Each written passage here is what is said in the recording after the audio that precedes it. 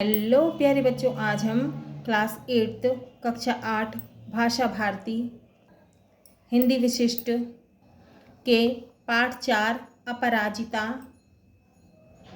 नामक पाठ के क्वेश्चन आंसर सॉल्व करेंगे, प्रश्नोत्तर करेंगे। अभ्यासः बोध प्रश्न। प्रश्न 1, निम्नलिखित शब्दों के अर्थ शब्दकोश से खोजकर लिखिए। विलक्षण, विलक्षण का अर्थ है अद्भुत लक्षणों वाला। अकस्मात का अर्थ है अचानक। विच्छिन्न का अर्थ है बिखरा हुआ। उत्फुल्ल का अर्थ है प्रसन्न या उत्साहित। विषाद का अर्थ है दुख। बुद्धिदीप्त का अर्थ है बुद्धिमान या मेधावी। जिजीविषा का अर्थ है जीने की इच्छा। कंठगत का अर्थ है गले तक। उत्कट का अर्थ है प्रबल या तीव्र। नियति का अर्थ है भाग्य या प्रकृति। छत विक्षत का अर्थ है फटे, कटे फटे या जख्मी। आभा मंडित का अर्थ है आभा रूपी तेज से युक्त, तेज से भरपूर। पटुता का अर्थ है चातुर्य। ख्याति का अर्थ है प्रसिद्धि। आघात का अर्थ है चोट। व्यथा का अर्थ है दुख या कष्ट। नूर मंजिल, मानसिक रोगियों का अस्पताल। प्रश्न 2, निम्नलिखित प्रश्नों के उत्तर संक्षेप में लिखिए। संक्षेप में लिखना है प्रश्नों के उत्तर का। अपराजिता संस्मरण की लेखिका कौन है? पाठ में हमने पढ़ा था कौन है? गौरा पंत शिवानी, है ना। तो हमने लेखिका परिचय में पढ़ा था कि उनका नाम क्या है? गौरा पंत शिवानी, है ना। का उत्तर, अपराजिता संस्मरण की लेखिका गौरा पंत शिवानी है। ख, डॉक्टर चंद्रा की माताजी का नाम क्या है? या डॉक्टर चंद्रा की माताजी का क्या नाम है? उत्तर, डॉक्टर चंद्रा की माताजी का नाम श्रीमती शारदा सुब्रमण्यम है। ग, डॉक्टर चंद्रा को सामान्य ज्वर के बाद कौन सी बीमारी हो गई? तो उन्हें बुखार आया था, उसके बाद कौन सी बीमारी हो गई थी? उत्तर, डॉक्टर चंद्रा को सामान्य ज्वर के बाद पक्षाघात की बीमारी हो गई थी। घ, वीर जननी का पुरस्कार किसे मिला? उत्तर, वीर जननी का पुरस्कार डॉक्टर चंद्रा की माताजी टी सुब्रमण्यम, शारदा सुब्रमण्यम को मिला। प्रश्न 3, निम्नलिखित प्रश्नों के उत्तर विस्तार से लिखिए। का, लेखिका की दृष्टि में डॉक्टर चंद्रा सामान्य जनों से किन बातों में भिन्न थीं? उत्तर का, लेखिका की दृष्टि में डॉक्टर चंद्रा सामान्य जनों से बिल्कुल भिन्न थीं। सामान्य जन अपनी विपत्ति के कठिन क्षणों में विधाता को दोषी ठहराते हैं व अपना मानसिक संतुलन खो बैठते हैं। इधर डॉक्टर चंद्रा, जिनका निचला धड़ विकलांग था, फिर भी उनके चेहरे पर सदा प्रसन्नता व उत्साह रहता था एवं दुख की एक रेखा भी नजर नहीं आती थी। वे बुद्धिशाली थीं। उनकी आँखों में अद्भुत उत्साह था। वह जिंदगी के हर क्षण को जीने वाली व आगे बढ़ने के लिए तरह तरह की महत्वाकांक्षाओं वाली थीं, है ना। तो वे विपत्ति के कठिन क्षणों में विधाता को, भगवान को दोषी नहीं ठहराती थीं, है ना। ख, लेखिका ने जब चंद्रा को कार से उतरते देखा तो वे आश्चर्यचकित क्यों रह गईं? उत्तर ख, लेखिका ने जब चंद्रा को कार से उतरते देखा तो वे आश्चर्यचकित रह गईं, क्योंकि उन्होंने बिना किसी सहारे के अपने निर्जीव धड़ को बड़ी दक्षता से नीचे उतारा, फिर बैसाखियों से ही व्हील चेयर पर, है ना, व्हील चेयर पर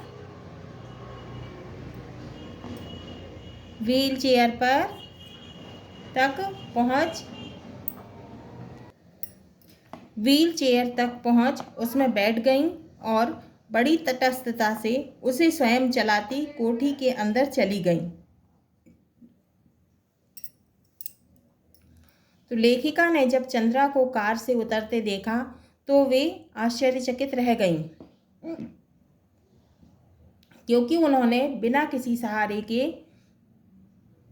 अपने निर्जीव धड़ को बड़ी दक्षता से नीचे उतारा। फिर बैसाखियों से ही व्हील चेयर तक पहुंच उसमें बैठ गईं और बड़ी तटस्थता से उसे स्वयं चलाती कोठी के अंदर चली गईं, है ना। तो उन्होंने अपने निर्जीव धड़ को बड़ी दक्षता से, मतलब उनका जो नीचे का शरीर था, नीचे का धड़ था, वो काम नहीं करता था, तो उन्होंने बड़ी दक्षता से नीचे उतारा अपने निर्जीव धड़ को और बैसाखियों के सहारे व्हील चेयर पर बैठ गई और एकाग्रता से व्हील चेयर को स्वयं चलाकर कोठी के अंदर चली गई, है ना।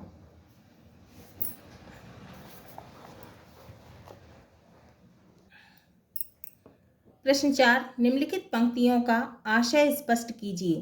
का बित्ते भर की लड़की मुझे किसी देवांगना से कम नहीं लगी। का उत्तर है चंद्रा, जिसने अपाहिज होते हुए नियति के कठोर आघात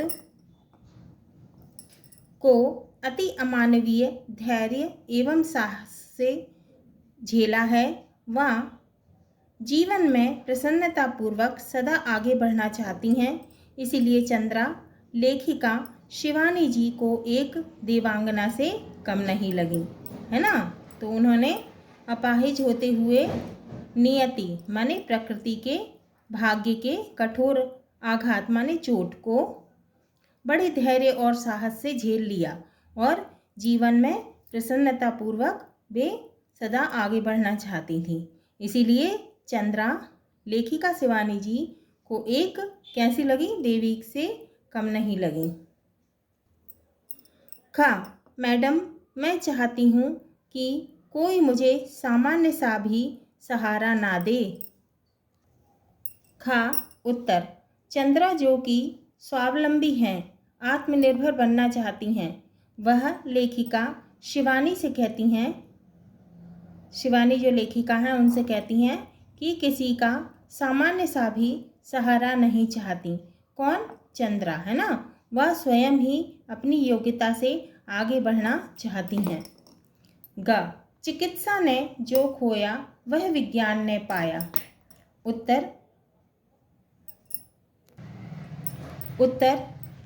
डॉक्टर चंद्रा ने विज्ञान के क्षेत्र में महत्वपूर्ण योगदान दिया है। वह एक सफल डॉक्टर बनना चाहती थी, किंतु अपाहिज होने के कारण उन्हें मेडिकल कॉलेज में प्रवेश नहीं मिला। इस कारण उन्होंने जो योगदान विज्ञान जगत में दिया उससे चिकित्सा जगत वंचित रह गया। बुद्धिदीप्त आँखों में अदम्य उत्साह, प्रतिफल प्रतिक्षण भरपूर उत्कट जिजीविषा और फिर कैसी कैसी महत्वाकांक्षाएं। उत्तर, डॉक्टर चंद्रा अपाहिज होते हुए भी बुद्धिशाली हैं। उनकी आँखों में अद्भुत उत्साह है। वह जिंदगी के हर एक पल को जीना चाहती हैं। वह जीवन के हर सपने को पाना चाहती हैं। वह अपनी तरह तरह की महत्वाकांक्षाएं पूरा करना चाहती हैं। तो ये हमने प्रश्न 4 निम्नलिखित पंक्तियों का आशय स्पष्ट किया। अब है भाषा अध्ययन। आजकल अंग्रेजी के शब्द हिंदी में प्रयुक्त हो रहे हैं, जिसमें आ ध्वनि का उच्चारण होता है। इस प्रकार हिंदी में आ की ध्वनि का आगम अंग्रेजी से हुआ है। यह आ और औ के बीच की, आ और ओ के बीच की, आ और ओ के बीच की ध्वनि है। जैसे डॉक्टर, कॉलेज, हॉल। कुछ शब्दों में इनके प्रयोग में अंतर आ जाता है। इसके अंतर को समझिए। काल का अर्थ होता है समय, है ना। का कैसा आ रहा है? आ की ध्वनि आ रही। का में आ की मात्रा लगी है, का, है ना। इसमें आ की ध्वनि आ रही है। काल, काल, है ना, काल। बुलाना या पुकारना, आ की ध्वनि, इसमें आ की ध्वनि आ रही है। प्रश्न 1, निम्नलिखित शब्दों का उच्चारण कीजिए। Doctor, college, ball, of, office, convent. प्रश्न 2, निम्नलिखित शब्दों का शुद्ध उच्चारण कीजिए और उन्हें लिखिए। व्यक्तित्व, रिक्तता, अभिशप्त, विच्छिन्न, निष्प्राण, जिजीविषा, बुद्धिदीप्त, सुब्रमण्यम। प्रश्न 3, सही विकल्प चुनिए। का अपराजिता शब्द में उपसर्ग है।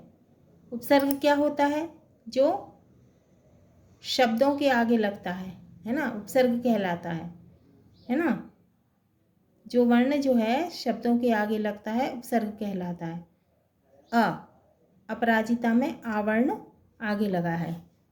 ख, विकलांगता शब्द में प्रत्यय है। क्या है प्रत्यय? ता। विकलांगता में ता लगा हुआ है, ये क्या है? प्रत्यय।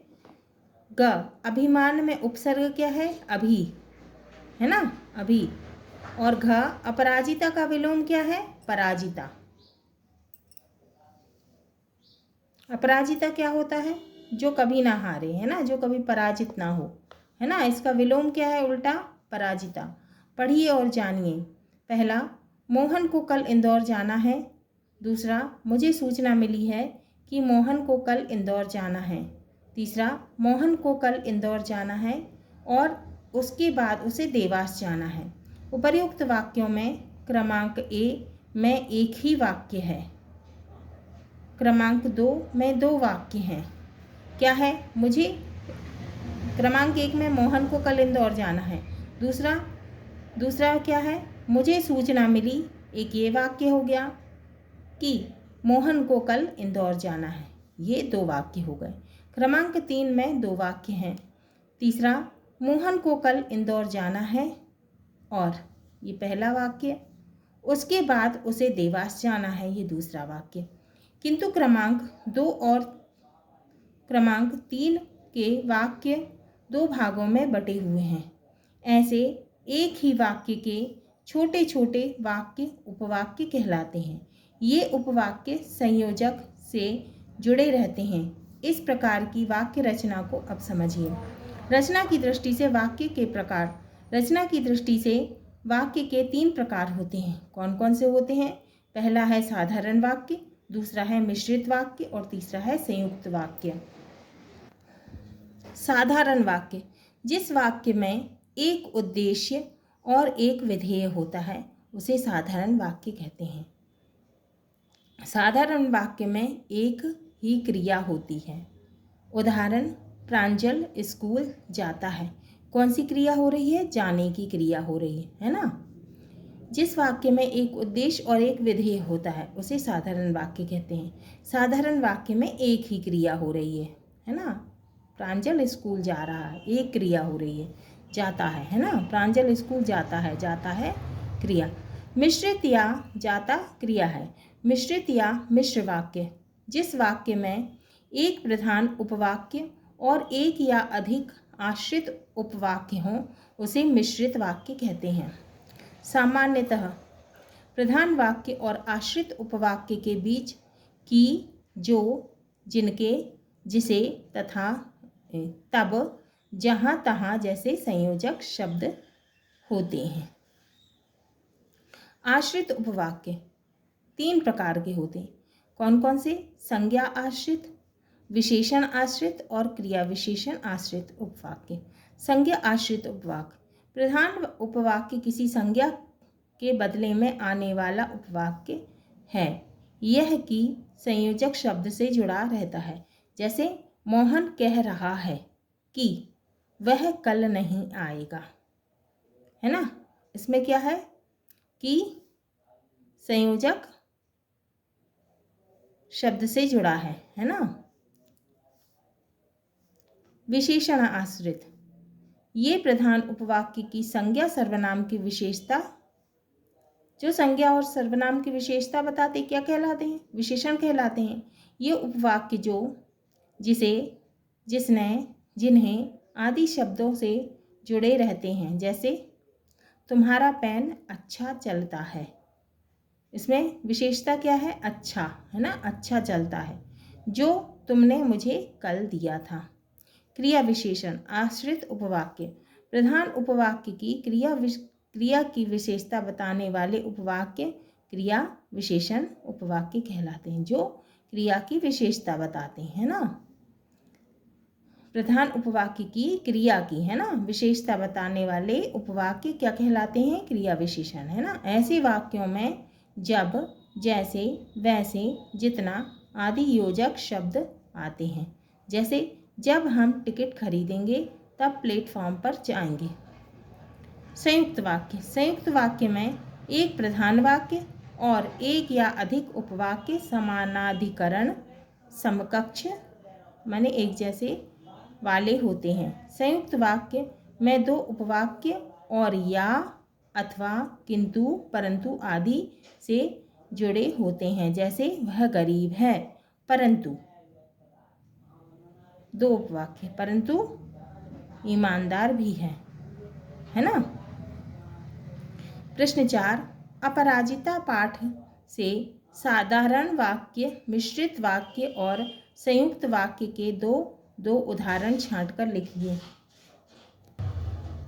तो प्रश्न 4 का उत्तर है साधारण वाक्य अ, आजकल वह IIT मद्रास में काम कर रही है। दूसरा मिश्रित वाक्य, धीरे धीरे मेरा उससे परिचय हुआ, है ना। साधारण वाक्य आ है, आजकल वह IIT मद्रास में काम कर रही है, बा, है ना, ये बा है। मिश्रित वाक्य, धीरे धीरे मेरा उससे परिचय हुआ। अब दूसरा है, ये कौन सा था? साधारण वाक्य था। अब ये कौन सा है? मिश्रित वाक्य। दूसरा आ, लौटते समय किसी स्टेशन पर चाय लेने उतरा कि गाड़ी चल पड़ी। बा, चिकित्सा ने जो खोया वह विज्ञान ने पाया। अब तीसरा क्या है? संयुक्त वाक्य आ, चलती ट्रेन में हाथ के कुल्हड़ सहित चलने के प्रयास में गिरा और पहिए के नीचे हाथ पड़ गया। बा, मैं फिर नित्य समय पर उसका विचित्र आवागमन देखती और आश्चर्यचकित रह जाती। प्रश्न 5, निम्नलिखित गद्यांश को ध्यान से पढ़िए। मैंने शारीरिक रूप से विशेष आवश्यकता वाले एक बालक को पैर से लिखते देखा और मैं दंग रह गया। भगवान की लीला भी विचित्र है। साहसी, आत्मविश्वासी और जीवट स्वभाव के ऐसे विशेष आवश्यकता वाले कुछ व्यक्ति तो हमें हतप्रभ बना देते हैं। समाज में इस प्रकार के कुछ व्यक्ति तो अपने हथियार डाल देते हैं तथा दूसरों के आश्रित रहकर जीवन जीते हैं। कभी वे मंदिर के सामने, कभी स्टेशन के पास या किसी सार्वजनिक स्थानों पर मांगने के लिए धरना दिए बैठे रहते हैं। हमें चाहिए कि हम उन्हें अपने पैरों पर खड़े होने के लिए प्रेरित करें, उन्हें स्वावलंबी बनाने के लिए हर संभव प्रयास करें और उन्हें अच्छा जीवन जीने का मार्ग सुझाएं। गद्यांश के प्रश्न हैं का उपर्युक्त गद्यांश का उचित शीर्षक लिखिए। उपर्युक्त गद्यांश का उचित शीर्षक लिखिए। शीर्षक है उत्तर स्वावलंबी बनाएं। खा, हम विशेष आवश्यकता वाले व्यक्तियों के लिए क्या क्या काम कर सकते हैं? उत्तर, हम विशेष आवश्यकता वाले व्यक्तियों को अपने पैरों पर खड़े होने के लिए प्रेरित कर सकते हैं, उन्हें स्वावलंबी बनाने के लिए प्रयास कर सकते हैं और उन्हें अच्छा जीवन जीने का मार्ग सुझा सकते हैं। गा, इस गद्यांश से मुहावरे छांटकर उनके अर्थ और वाक्य प्रयोग कीजिए। उत्तर पहला है दंग रह जाना। इसका अर्थ होता है आश्चर्यचकित रह जाना। वाक्य में प्रयोग, एक अपाहिज के अद्भुत साहस को देखकर मैं दंग रह गया। दूसरा, हथियार डालना, हार मान लेना। वाक्य में प्रयोग, भारत पाक युद्ध में पाक ने अपने हथियार डाल दिए। तीसरा है पैरों पर खड़े होना, इसका अर्थ है आत्मनिर्भर। वाक्य में प्रयोग, हमें अपनी मेहनत द्वारा पढ़ लिख कर अपने पैरों पर खड़ा होना चाहिए। चौथा हतप्रभ होना, आश्चर्यचकित होना, इसका क्या अर्थ है? आश्चर्यचकित होना। वाक्य में प्रयोग, विकलांग लोगों का आत्मविश्वास व साहस देखकर हम लोग हतप्रभ हो जाते हैं, है ना। घ, इस गद्यांश में से एक एक सरल मिश्रित और संयुक्त वाक्य छांटकर लिखिए। उत्तर पहला, सरल वाक्य, भगवान की लीला भी विचित्र है। दूसरा है मिश्रित वाक्य, हमें चाहिए कि हम उन्हें पैरों पर खड़े होने के लिए प्रेरित करें। तीसरा है संयुक्त वाक्य, समाज में कुछ विकलांग तो अपने हथियार डाल देते हैं तथा दूसरों पर आश्रित होकर जीवन जीते हैं। प्रश्न 6, निम्नलिखित गद्यांश को उपर्युक्त विराम चिन्ह लगाकर पुनः लिखिए। नहीं मिसेस सुब्रमण्यम, मदर ने कहा, हमें आपसे पूरी सहानुभूति है, पर आप ही सोचिए, आपकी पुत्री की व्हील चेयर कौन पूरे क्लास में घुमाते फिरेगा। आप चिंता ना करें मदर, मैं हमेशा उसके साथ रहूँगी और फिर पूरी कक्षाओं में अपंग पुत्री की कुर्सी की परिक्रमा मैं स्वयं कराती। तो हमें क्या लगाना है? विराम चिन्ह लगाना है ना। उत्तर, नहीं मिसेस सुब्रमण्यम, मदर ने कहा, हमें आपसे पूरी सहानुभूति है, पूर्ण विराम, पर विराम चिन्ह है, पर आप ही सोचिए, आपकी पुत्री भी की व्हील चेयर लेकर कौन पूरे क्लासरूम में घुमाता फिरेगा। क्वेश्चन मार्क, आप चिंता ना करें मदर, मैं हमेशा उसके साथ रहूंगी और फिर पूरी कक्षाओं में अपंग पुत्री की कुर्सी की परिक्रमा मैं स्वयं कराती। विराम चिन्ह, है ना। अब है योग्यता विस्तार। योग्यता विस्तार बाद में करेंगे, अभी पहले क्या है? प्रश्न 7, सुगम शब्द में ता प्रत्यय जोड़कर सुगमता नया शब्द बना है। इसी प्रकार निम्नलिखित शब्दों में निर्धारित प्रत्यय जोड़कर नए शब्द बनाइए। अब हमें क्या लगाना है? ता प्रत्यय लगाना है। शब्द दिए हैं, कर्मठ, उसमें ता लगा दिया, कर्मठता। शालीन, उसमें ता लगा दिया, शालीनता। उदार, उसमें ता लगा दिया, उदारता। कृपण में ता लगा दिया, कृपणता। अब क्या है? क्या लगाना है? वाला। क्या लगाना है? वाला। चाय में वाला लगा दिया, चाय वाला। मिठाई में वाला लगा दिया, मिठाई वाला। क्या है ये? प्रत्यय, है ना। फल में वाला लगा दिया, फल वाला। रिक्शा में वाला लगा दिया, रिक्शा वाला। गाड़ी में वाला लगा दिया, गाड़ी वाला। प्रश्न 8, प्रतिफल शब्द में प्रति उपसर्ग जुड़ा है। इसी प्रकार प्रति, परा और अभी उपसर्ग जोड़िए, नए शब्द बनाकर लिखिए। अब हमको प्रति क्या लगाना है? उपसर्ग। क्षण, दान, ध्वनि, रूप, वादी। अब प्रति क्षण, प्रतिक्षण, प्रति दान, प्रतिदान, प्रति ध्वनि, प्रतिध्वनि, प्रति रूप, प्रतिरूप, प्रतिवादी, प्रतिवादी। अब हमको क्या लगाना है? परा उपसर्ग। अब परा में जय लगा दिया, क्या हो गया? पराजय। परा में क्रम लगा दिया, क्या हो गया? पराक्रम। परा में भव लगा दिया, क्या हो गया? पराभव। परा में भूत लगा दिया, क्या हो गया? पराभूत। परा में वर्तन लगा दिया, क्या हो गया? परावर्तन। अब क्या, कौन सा उपसर्ग लगाना है? अभी। अभी में मुख लगा दिया, अभिमुख। अभी में शाप लगा दिया, अभिशाप। अभी में नव लगा दिया, अभिनव। अब क्या है अपना योग्यता विस्तार। पहला है, लेखिका ने चंद्रा के लिए अपराजिता शब्द क्यों चुना है? आपके विचार से इसके लिए अन्य कौन सा शब्द उपर्युक्त हो सकता है? योग्यता विस्तार।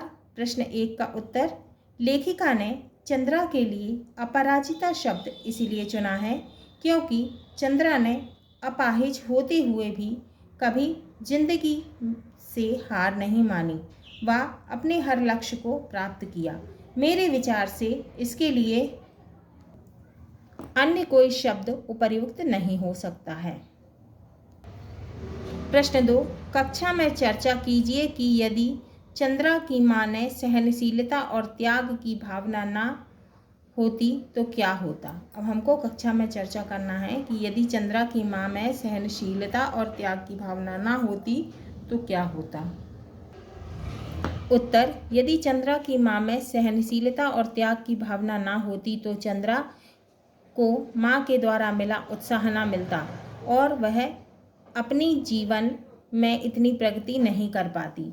वह माइक्रोबायोलॉजी से पीएचडी भी नहीं कर पाती। प्रश्न 3, साहस और निर्भीकता के अनेक उदाहरण राणा सांगा के भी हैं। वे बाबर से 80 घाव लगने पर भी लड़ते रहे। 80 घाव लगे थे तन में, फिर भी व्यथा नहीं थी मन में, है ना। 80 घाव लगे थे मन में, फिर भी व्यथा नहीं थी मन में। 80 घाव लगे थे तन में, फिर भी व्यथा नहीं थी मन में। इस संबंध में अपने शिक्षक से जानकारी लीजिए। उत्तर, राणा सांगा एक पराक्रमी व साहसी शासक थे। उन्होंने मुगल शासक बाबर की अधीनता नहीं स्वीकारी, बल्कि उन्होंने युद्ध करने का निर्णय लिया। राणा सांगा ने युद्ध में बहुत ही पराक्रम से लड़ाई की व शरीर में 80 घाव लग जाने के बाद भी उन्होंने हार नहीं मानी, अपनी वीरता का परिचय दिया।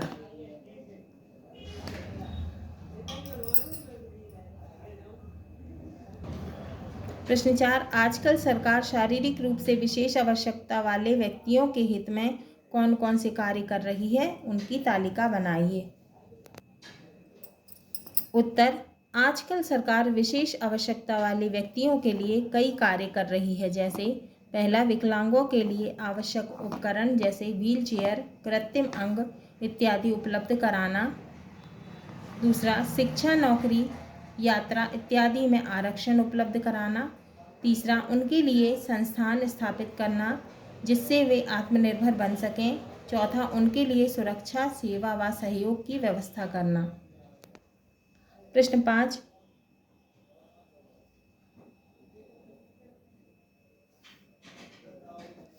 हमारे मन में विशेष आवश्यकता वाले व्यक्ति को देखकर उनके मन में उठने वाले विचारों को लिखिए। उत्तर, पहला, हमें विकलांगों को उचित सम्मान देना चाहिए। दूसरा, उनकी यथासंभव सहायता करनी चाहिए।